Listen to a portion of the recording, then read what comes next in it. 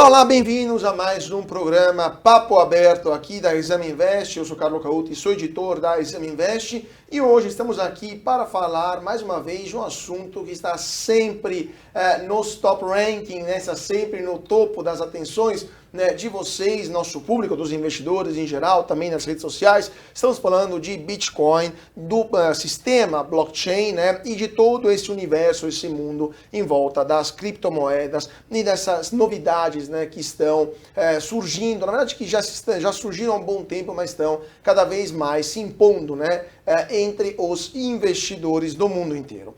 Vamos falar disso com um especialista em blockchain, com o Guilherme Steinkoff. Muito boa tarde, Guilherme, e muito obrigado por estar conosco hoje. Boa tarde, eu que agradeço pelo convite. E vamos lá então, Guilherme. Guilherme, estamos vendo nos últimos dias, né? Na verdade, nas últimas semanas, desde o começo do ano, basicamente, mas nos últimos dias isso foi cada vez mais rápido, uma queda do valor do Bitcoin, né? Uma queda que já chegou a 50% em relação à proporção da última alta, né? A última alta já perdeu metade daquilo que tinha subido no último período. Mesmo assim, em 12 meses o Bitcoin acumula uma valorização de quase 100%, 90 e poucos por cento, se não me engano, mas já muita gente começa a ficar preocupada, porque Bitcoin chegou a 189 mil reais, né? O valor de um Bitcoin, enquanto já estava indo quase a 300 mil reais até pouco tempo atrás. Então, eu queria te perguntar o que está acontecendo com o Bitcoin e se os investidores que têm esse ativo na carteira devem se preocupar com esse andamento do valor, né, do ativo. Sim. Na minha opinião, é um movimento comum do Bitcoin.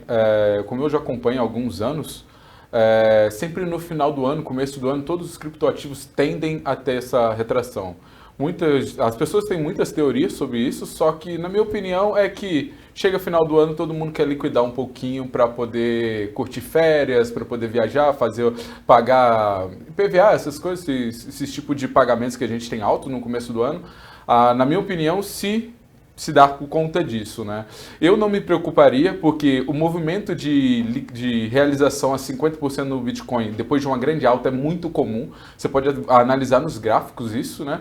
Sempre que tem uma alta muito grande, a realização vem grande também. Então, o mercado de Bitcoin costuma brincar que não é para amador. É uma volatilidade muito grande, tem que ter um psicológico muito bom. Eu, no começo, tentei até, vamos falar, brincar de fazer trade, mas meu psicológico não é para isso, então eu sou um holder infinito de Bitcoin, liquido quando acho que é necessário, quando eu preciso, e tudo certo. Mas é um movimento comum, é uma coisa que deve se esperar do Bitcoin sempre, e a cada dia que passa, esses movimentos estão mais rápidos, né? Nós tivemos em 2017, quando bateu aquela alta, que bateu mais ou menos 70 mil reais, nós ficamos quase um ano e meio ela em baixa absurda, até que ela começou a voar, até que o Bitcoin voltou a subir novamente. Mas, na minha opinião, é um movimento normal, logo o Bitcoin volta a subir novamente.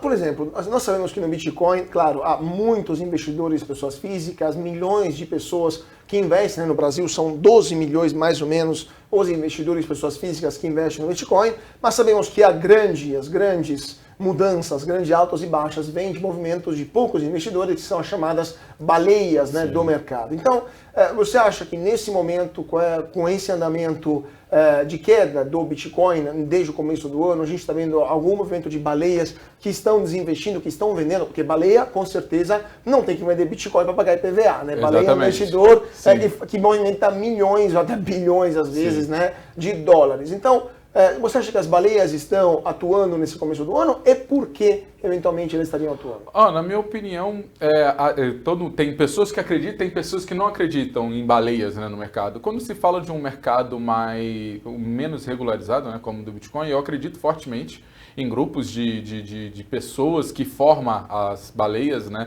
Não acredito que seria uma pessoa só, mas em grupos que estão ali em canais de Telegram, alguma coisa assim, que combinam, né, alguma coisa. Mas acredito sim, por quê? Porque se você tem padrão no mercado, ele começa a aparecer mais com o mercado tradicional. Isso chama mais atenção de outros investidores.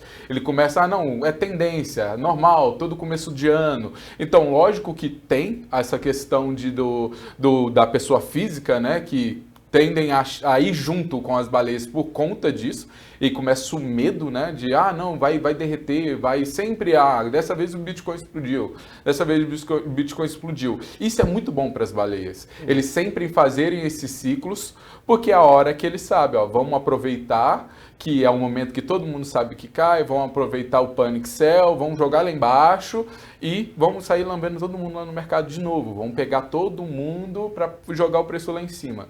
Isso acontece. Mas dá para perceber quando é um movimento de baleias e quando é um movimento de pequenos e médios investidores? Vocês percebem no mercado quando há uma grande volatilidade, um grande volume, né, de vendas? Ou pelo simples fato que o Bitcoin não tem regulamentação, não existe uma bolsa de Bitcoin, não existe uma CVM, né, não existem dados que devem ser centralizados, é impossível entender se são muitos pequenos ou poucos grandes? Na minha opinião, com o Bitcoin em específico, é mais difícil. Porque hoje você tem muita exchange dentro e fora do Brasil, você tem muitas DEX. Hoje o que influencia no valor do Bitcoin é uma gama de coisas, né? São notícias, às vezes é uma notícia do nada, o Bitcoin sente, entendeu? Então muitas coisas influenciam. Agora outras moedas mais novas, é facilmente perceptível, você vê a ação de baleias na moeda, fazendo alguns movimentos, porque às vezes ela só está listada em uma exchange ou outra. Então ali dentro você vê a manipulação clara. É clara ali. Mas o Bitcoin é um pouco mais difícil de você perceber isso.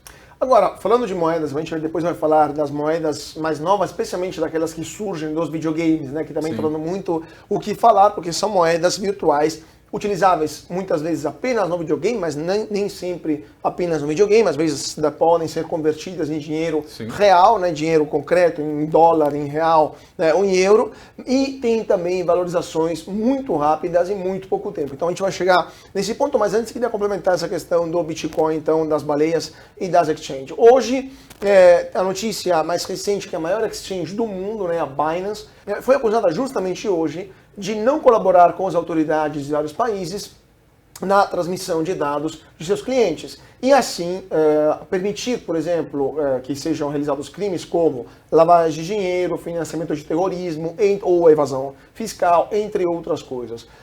Principalmente as autoridades europeias estão, vamos dizer assim, indo para cima da Binance, criticando a Binance. Algumas autoridades europeias, como o Reino Unido, proibiram a Binance de operar no país. A Binance, lembrando que é fundada por um chinês e é baseada, se não me engano, em Hong Kong e em Singapura, né? Sim, mudou algumas vezes. Algumas vezes já mudou, mas de fato é uma empresa um pouco cinzenta do ponto de vista de, vamos dizer assim, de colaboração, de transparência. Não é nada transparente na questão dos dados. Então eu queria te perguntar, como é que é essa questão das exchanges, se de fato não há transparência e se isso pode se tornar um problema pelos detentores de Bitcoin, porque se de fato outros países grandes proibirem as exchanges de operar, será um problema para esses investidores que não poderão nem mais obter ou sacar os seus Bitcoins quando eles estão visitando esses países ou eventualmente não conseguirão fazer trade com operadores daqueles países, né? Tá. Na minha opinião, quando sempre vem um problema, vem a solução, né? O mercado de criptoativo ele está passando por um crescimento. Já teve época que exchange não tinha nenhuma regulamentação, ninguém olhava para isso porque achava que era só mais uma onda, vai passar. De acordo com que o mercado vai amadurecendo, também a regulação, como as regras daquele jogo começam a mudar também. Sobre essa questão da Binance, muito me assusta essa não colaboração dela, porque eu posso falar por experiência. Recentemente eu tive que fazer um backup de uma das minhas Trezors, eu tive que fazer uma atualização e por segurança eu movi os meus fundos para dentro da Binance, atualizei ela, fiz os backups, fiz tudo certinho e voltei. Só fiz um movimento de Bitcoin. Minha conta foi travada durante 15 dias. Para poder exatamente me pedir algumas documentações, de onde era a origem do meu capital, para eu explicar tudo, me pediram uma série de documentos. Agora, o porquê que eles não repassam para frente fica meio nebuloso. Talvez é porque eles querem vender a sensação de proteção dos seus clientes. Não vamos passar os seus dados, não podem continuar fazendo coisa errada. Eu não sei. Na minha opinião, quando surge um problema, vêm outras empresas e fazem melhor, ok? Então, por isso que até eu, como desenvolvedor, estou olhando esses problemas de diversas coisas que estão sendo lançadas no Brasil e fora, analisando os pontos críticos e lançando soluções melhores.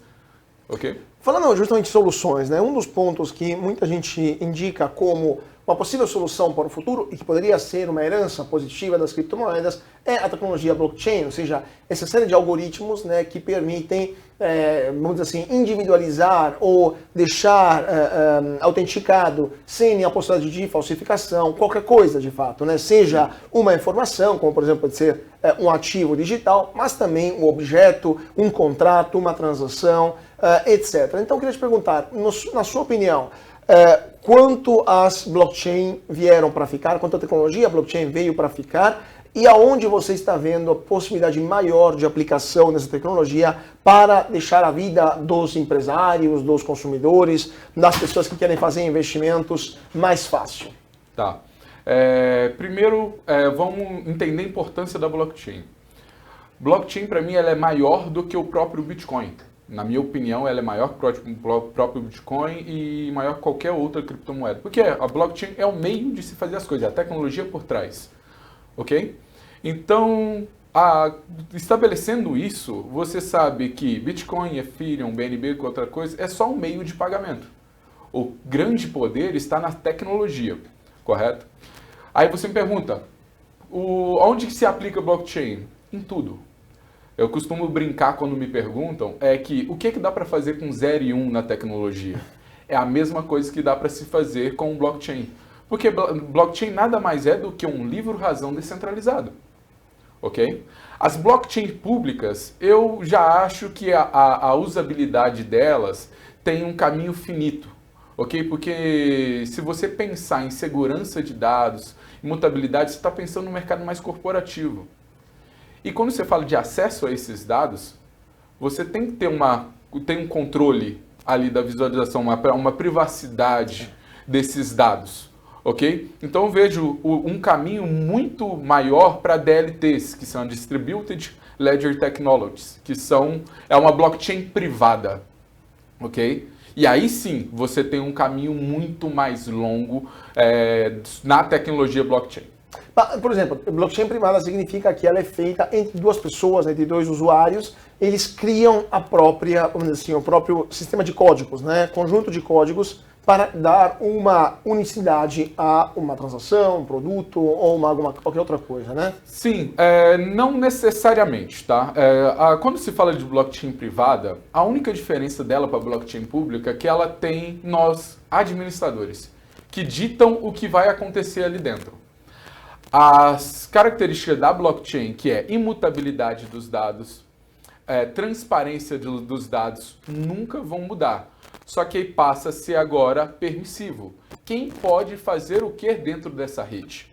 Ok? E quem pode ver o que dentro dessa rede? Mas a característica de descentralização, a característica de imutabilidade do dado, que se for escrito uma vez nunca mais vai ser alterado, isso sempre permanece. Vou dar um exemplo muito prático. Eu tenho uma empresa, ok? Onde eu tenho várias filiais.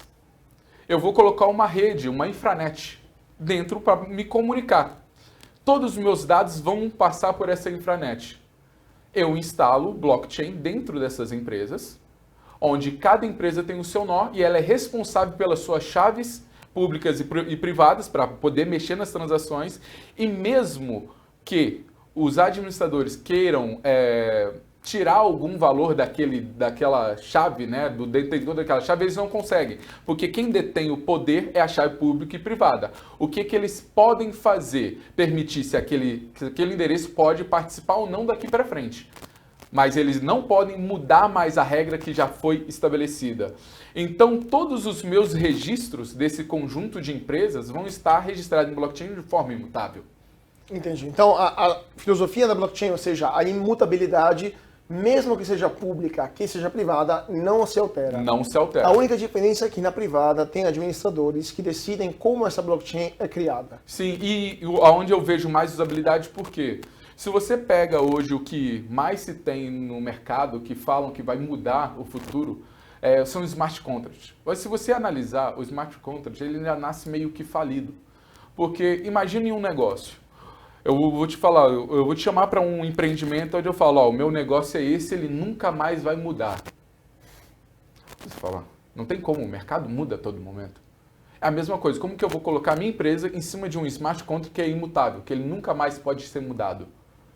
Eu estou restringindo a tecnologia da minha empresa a um contrato. Então, no que eu acredito? Numa DLT para gerenciamento e registrar os dados. Ponto. Um livro-razão, ele não decide o que, quem pode fazer o que, quem faz. Ele apenas registra. Então, se nos limitarmos a blockchain, se apenas para isso, registrar dados de forma imutável, por exemplo, o horário de ponto em que um funcionário chegou, por mais que ele conheça a pessoa do RH para poder, coloca que eu cheguei depois, ele não consegue, porque uma vez que foi registrado, aquele dado não é mais mudado. No caso de contratos mais curtos, né, contratos breves, contratos de fornecimento, por exemplo, uma empresa contrata outra para fornecer 10 caixas, todas iguais, né, no dia um determinado valor.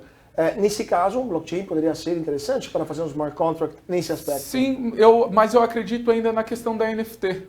Que aí sim você pega algo que é tangível, lastreia em algo intangível, que seria um NFT na blockchain, e aí o gerenciamento fica em cima dessa blockchain.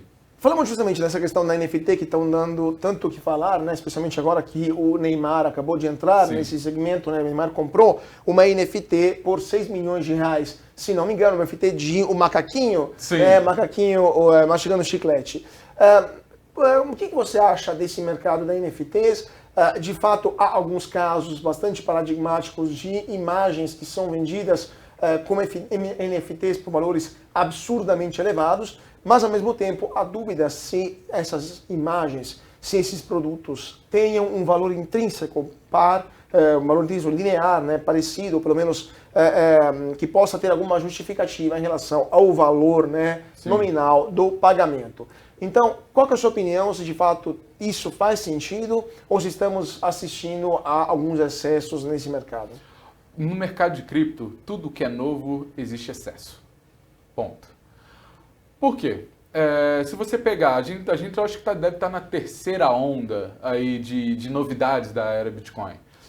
Porque se você pega, a primeira era foi Bitcoin. Então, lá em cima, várias moedas e moedas sendo criadas a todo momento, falando que ia solucionar tudo e mais um pouco, e você só tem qual no topo? Bitcoin, primeira, pioneirismo. Porque ela veio e está cumprindo o que ela tem que fazer, que é trazer a descentralização, a oportunidade de você ter uma reserva de valor fora de um banco, entende? Sim, é para isso que uma criptomoeda veio e é o que vai fazer. Por isso que eu não acredito nessa pluralidade de criptomoedas. Eu acredito em uma que ela faz o trabalho próprio. Aí depois eu acredito em stablecoins. Aí eu acho válido. Então, aí depois veio a era dos tokens, que era o quê? As moedas de usabilidade. Que a promessa é que os tokens vão vir e vão ser usados para fazer determinadas coisas. Só chegou, foram emitidos e acabou que a usabilidade nada. Só foi aquela hype, é só hype, muitas das vezes é só hype. E acaba que a usabilidade fica para trás, porque a intenção que era financeira já foi alcançada. Então dali para frente não se perpetuou, né? Assim estão acontecendo com NFTs. Ou seja, o ser humano tem às vezes muito esse poder de pegar algo que é muito bom e só ver o proveito financeiro daquilo. Foi assim com as criptomoedas, foi assim com os tokens e está sendo assim com as NFTs, ok? Mas em todos os 3 pontos que eu falei, existe um valor muito agregado, se utilizado da maneira certa. Hoje, então, eu vejo que a NFT está assim, passando em momento de hype, vai chegar naquela estabilidade, assim como todas as outras ondas que houve na era de blockchain. Agora, falando uma coisa, pegando o gancho, uma coisa que você falou, a questão do blockchain, do Bitcoin como primeira moeda pioneira e também a moeda que ainda hoje, depois de tantos anos, né, já estamos falando de 15 anos ou quase, né, de existência. O primeiro artigo foi assinado pelo Satoshi Nakamoto em 2008, final de 2008, começo de 2009. Então esse é o 24º ano, de fato, da concepção do Bitcoin. O Bitcoin que tem, por si só, uma finitude do número de Bitcoin que pode ser emitidos. Estamos falando de 21 milhões de Bitcoin até 2146, se não me engano. Mas o mundo, ele não cresce de forma finita. O PIB mundial, ele é, de fato, em uma expansão permanente. Claro, quem mais, quem menos, alguns países a mais, alguns países a menos, mas o PIB tende a crescer cada vez mais. Como é que a gente compatibiliza uma moeda por natureza, porque um código a partir do 21º milhão de Bitcoin não vai ser mais possível minerar Bitcoin, com um mundo que tende a uma expansão infinita, de fato, né, do seu PIB, mesmo se, obviamente, o nosso planeta é finito, mas o PIB é feito de serviços, é feito de outros produtos, etc. Né? Tá. Qual é a sua opinião? Vamos lá. Se nós lembrarmos da origem do nosso dinheiro, ele era lastreado em algo finito. Não se sabia o quanto, né? Vamos falar na questão do ouro. Não se sabia o quanto, mas ele é finito.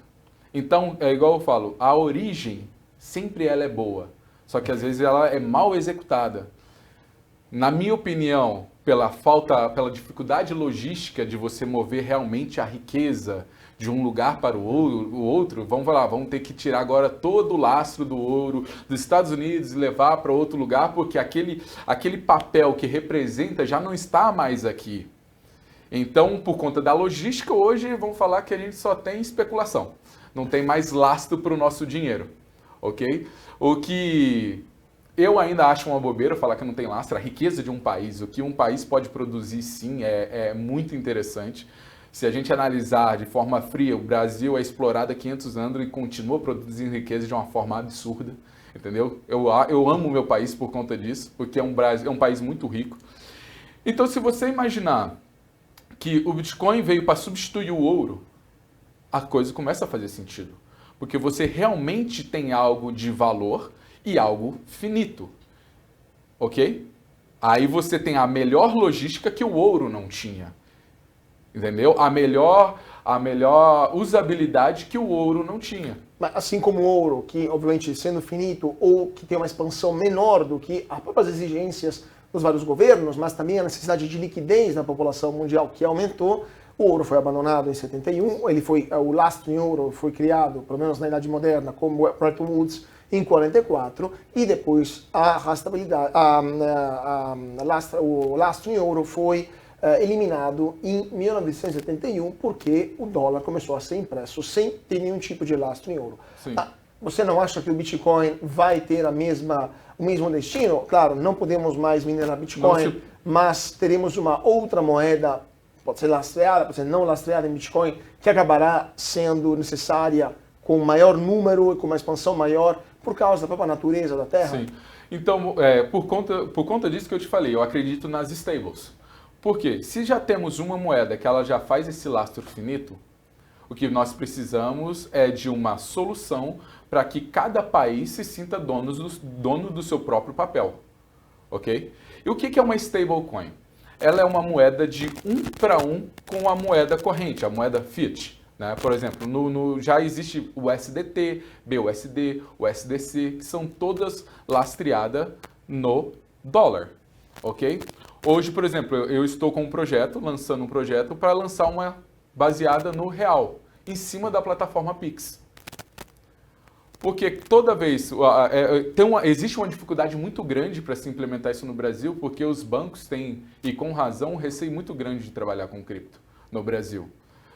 Mas quando eu cheguei para a empresa que faz a custódia, o banco que faz a custódia do capital, ao qual eu estou tokenizando, vamos dizer assim, eu falei, vocês querem ter garantia? Vocês sabem o quanto eu tenho no banco. Vocês sabem o quanto eu tenho de conta. E agora eu vou te dar acesso de auditoria em tempo real na minha blockchain para você saber o quanto que eu circulo. Vai estar 1 para 1 sempre. Então você sabe que eu não trabalho alavancado. E toda vez que alguma empresa vier te perguntar, vamos falar, algum órgão vier te perguntar quanto estou circulando, você consegue mostrar em tempo real. Então o meu lastro é 1 para 1. Se eu tenho 5 milhões de reais dentro de uma conta do banco, eu vou ter 5 milhões de reais circulantes dentro da minha blockchain e naquela moeda para facilitar o uso do real. Não, com certeza, mas isso é um caso muito menor. Estamos falando também de uma situação no começo, né, da aventura do Bitcoin. Mas logo mais teremos a necessidade de ter um lastro, uma moeda não mais ligada a nenhum tipo de lastro, baseada na confiança, como é o dólar, como o próprio real hoje, etc. O valor das moedas, o câmbio das moedas não é mais baseado em quantas toneladas de ouro cada país tem ou de outros metais preciosos, mas é baseado de fato na confiança que Sim. as pessoas têm que aquela moeda representa ou não riqueza e vai permitir às pessoas de comprarem ou não produtos ou serviços, né? Então você não acha que, de novo, o Bitcoin, tudo bem que agora nesses casos ainda temos a possibilidade física de criar uma moeda com um lastro um para um, mas no futuro próximo o Bitcoin não vai ter mais essa capacidade de atender às eventuais necessidades das pessoas, do público Sim. e das economias, Sim. considerando o crescimento tão rápido das economias? Para ser bem claro, eu não acredito no Bitcoin substituindo a moeda corrente. Ponto. Eu acredito em Bitcoin como reserva de valor. Ok? Então, como reserva de valor, vai ser para onde eu migro quando eu acho que a moeda onde eu estou em liquidez pode acontecer alguma coisa Entendi. não muito boa, vamos dizer assim. Inflação. Inflação, por exemplo. Então eu migro para uma reserva de valor onde eu não estou ligado a nenhum país. Então é por isso que eu só acredito no Bitcoin como criptomoeda. É uma só que serve para isso. É o meio de campo onde ela não está ligada a nenhum país ali. De resto, na minha opinião, serão só stablecoins aonde o país vai ser o emissor. Só que com a tecnologia blockchain, onde o seu país vai saber o quanto está sendo emitido, então o seu cidadão vai saber o quanto tem de circulação, o quanto está sendo emitido. Se eu quero fazer uma troca com a moeda de outro país, eu faço direto em blockchain, entendeu? E mesmo que aplicando todas as taxas e tudo mais, mas com a tecnologia, eu não acredito com o Bitcoin acabando com o nosso dinheiro fiat, mas sim a tecnologia blockchain melhorando o nosso sistema financeiro. Agora, para pegar o gancho nessa questão que você falou sobre as stablecoins, ou também as moedas digitais nacionais, né, que muitos bancos centrais estão desenvolvendo. Uma das razões pelas quais as pessoas estão também optando para comprar Bitcoin é de fato uma desconfiança nos bancos centrais dos vários países. O Bitcoin surgiu em 2008 prevendo uma mega inflação, que de fato não ocorreu, né? Provocada pelo excesso de liquidez injetado pelos vários bancos centrais do mundo inteiro para responder à crise de 2008. Agora, de novo, a inflação que se esperava, né, logo depois da pandemia de coronavírus, está aparecendo, ainda não em termos de hiperinflação, mas está aparecendo, e não por acaso o Bitcoin teve essa forte alta nos últimos anos, né? Mas as stablecoins ou moedas digitais nacionais, de fato, nada mais são que aquilo que hoje a gente utiliza nas várias transações bancárias, no Pix, aquilo ali já é moeda digital. Qual que é a diferença entre aquilo que já temos hoje, o real, que a gente faz uma transação com Pix, ou com TED, ou com DOC, que de fato é digital, e um eventual real digital oficial, né, que o Banco Central está prestes a lançar? Tá, primeiro, a tecnologia por trás, blockchain. Blockchain é o que faz tudo mudar. Vamos colocar um cenário onde existe uma DLT, ok? Uma blockchain privada de um conjunto de países. Okay? Onde eles confiam, não que eles não precisam confiar, isso que é o mais interessante de blockchain, eles não precisam confiar. Onde eles resolvem fazer esse consórcio, esse compliance entre eles. E dentro dessa blockchain, cada um vai ter a emissão da sua moeda. Ok? Primeira coisa, a emissão vai ser travada? Não, porque o país pode emitir mais moeda. Só que outra, cada moeda emitida automaticamente vai ficar transparente. Então, só a questão da transparência de quanto tem circulante, talvez você não sabe a quem pertence, mas você sabe, existe esse tanto de moeda circulante. Então, se eu acordei hoje e tem 1 trilhão a mais de emissão, eu já vou tomar uma decisão rápida, já vou ir para outro lugar. E essa transparência rápida, porque até às vezes uma notícia de que foi emitido tanto de moeda demora e o mercado até para responder isso. Então, só nesse compliance aí, isso já mudaria totalmente o jogo financeiro, né? E outra coisa, o Pix começou uma maravilha, liberado, 24 horas, vai que vai. Só que hoje já está sendo, tem a trava de o quanto você pode transacionar. E, por exemplo, existe como eu posso dizer, o defeito de ser uma empresa central. Por exemplo, a gente viu notícias esses dias que vazaram 160 mil dados do Pix. Se eu permito uma rede onde eu só controlo a emissão da moeda que está circulando, e controlo quais são os players que estão sendo conectados ali, quem passa a ser a pessoa que vai guardar O poder de guardar a moeda é o usuário final, ou o banco ao qual ele confia, porque eu acredito muito mais em bancos gerenciando essa rede, tá? Porque se um usuário hoje não consegue guardar a senha de 6 dígitos do banco, ele não vai conseguir guardar um alfanumérico ou 12 palavras para um backup. Esse outro problema, né, que viu muita gente perdendo muito dinheiro, porque perderam as senhas as suas contas, né, de Bitcoin. Sim. E isso não tem como ser recuperado, porque não existe uma instituição por trás que você liga no saque e fala, eu perdi minha senha, por favor, me fornece. Sim, e você já vê a vantagem daí. Por exemplo, se a gente tem essa rede blockchain, onde todos os bancos estão conversando, e quem emite é só um lugar mesmo, o Banco Central nem precisaria perguntar para o banco quanto ele tem circulante lá. Ele já conseguiria ver tudo. Porque ele já conseguiria ver, sim, através dos endereços que estão pertencendo àquela instituição. Então, Guilherme, nosso tempo infelizmente está se esgotando. Uma última pergunta. A gente falou de smart contract, falamos também de stablecoin, vimos potenciais aplicações, né, do blockchain como um todo. Voltando um pouquinho para trás, falando das NFTs, né? Como você acha que essa tecnologia poderia ser utilizada evitando os excessos e de forma saudável, sustentável, e que investidores possam ganhar e guardar dinheiro também utilizando NFTs? Sim. Vamos lá. Como toda boa tecnologia, ela, quando aplicada, ela vai fazer vai trazer uma disrupção. O que eu acredito no caso do NFT bem aplicado. Vou citar dois exemplos muito rápido. Tá? Primeiro, imagine que você é um torcedor de um clube de futebol e você vai no estádio com frequência. Só que como fã, você quer armazenar todas as vezes que você foi ao time, você quer mostrar para os seus amigos. Assim como nós tínhamos álbum de figurinhas antigamente, né? Olha, eu completei o meu álbum de figurinha. Nessa questão, nesse valor de sentimento, de paixão, eu acredito de maneira extraordinária.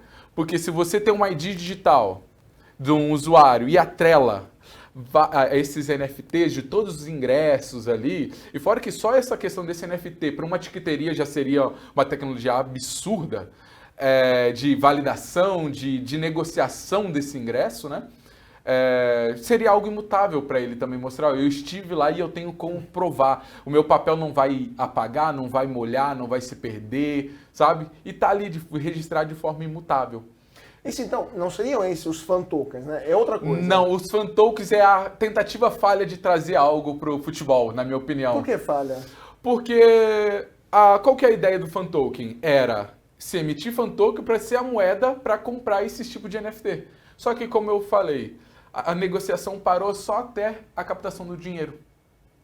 Na hora que era para trazer a usabilidade de fato, a gente não viu ainda, né? Eu espero que serviços, de fato. Na hora que é para vir os serviços, produtos, algo que era, agora chegou o resultado do dinheiro que foi aportado nessa confiança. Não chegou. O que eu acredito que tenha que mudar, isso é por isso que às vezes eu sou muito a favor de uma regulamentação para não ficar, todo mundo trazendo essas hype e às vezes tirando dinheiro na paixão das pessoas. Entende? E uma outra aplicação seria o combate à pirataria, ou pelo menos a inibição. Por exemplo, a minha esposa gosta dessas bolsas de marca, por exemplo, que tem marcas conhecidas. E eu pergunto uma vez para ela, como que você sabe que essa bolsa é original? Falou, porque eu comprei na loja ou comprei de alguém de confiança. Agora imagine você poder comprar qualquer bolsa sem precisar. Porque se eu fabriquei uma bolsa, eu emiti uma NFT, toda vez que eu for vender essa bolsa, que valoriza mais do que carro, vai por mim, eu tenho que transferir também a NFT. Sim. Se passa a ter esse modus operandi, ninguém mais vai aceitar a bolsa sem NFT ou a NFT sem a bolsa, porque é aquilo que dá a validade. E não tem como falsificar por causa Não tem como falsificar porque é a blockchain. Então, claro, isso é a utilização de blockchain de maneira nua e crua. Registro. Não precisa se inventar muita moda. Então, por isso que nesse ano em específico, eu estou começando a desenvolver uma série de serviços utilizando blockchain de forma corporativa, privada, que traga benefício e riqueza para a sociedade e para as empresas. Porque como desabafo, já cansei de ver a tecnologia que é excepcional, sendo atrelada à pirâmide financeira, à fraude, a desvio de dinheiro, onde é uma tecnologia excepcional, só que precisa só ser bem aplicada. Com certeza, com certeza. Infelizmente, o nosso tempo acabou, teria muitas outras perguntas para o nosso Guilherme para falar sobre Bitcoin, NFTs, blockchain, entre outros, mas com certeza teremos futuras ocasiões. Então, muito obrigado, Guilherme, por estar conosco. Eu que agradeço pelo convite aí. Quando precisar, é só chamar de novo. Vamos ter, com certeza, vamos voltar a bater um papo sobre Bitcoin e sobre blockchain logo mais. E muito obrigado a vocês pela audiência, pela atenção. Sigam a gente nas redes sociais, no Twitter, no Facebook, no Instagram, no YouTube e também nosso site, exame.com. Não se esqueçam de seguir também a Future of Money e também todo dia, 8 da manhã, junto com minha parceira Jéssica Castro, nossa tradicional abertura do mercado. Mais uma vez, muito obrigado a todos pela atenção e até mais.